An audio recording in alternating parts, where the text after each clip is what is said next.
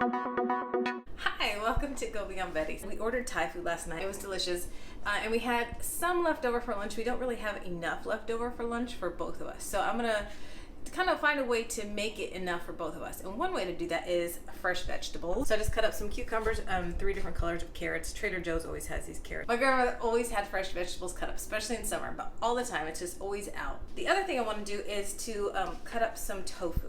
It's really flavorless. It's very bland. Cube it, make sure it's as dry as possible, a really good, pretty hot pan that's non-stick, and a really good amount of salt. It's a crusty little cube, and you can dip it in anything you want, and it's just a great filler. This is a firm tofu, the kind that you would get at Costco. I already patted it once with a couple paper towels. Then I just take a good knife and go right through the middle.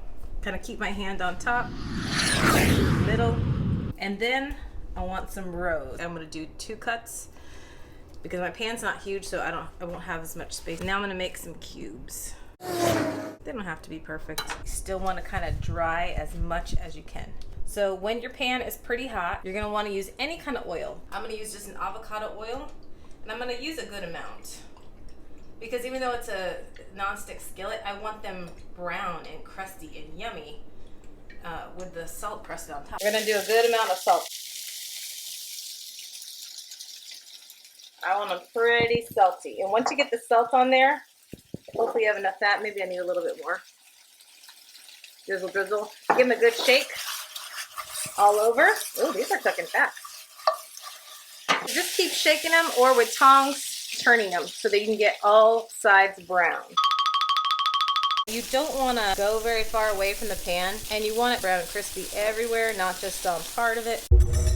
So I'm just going to keep doing this until I kind of notice that they're pretty crispy on all sides.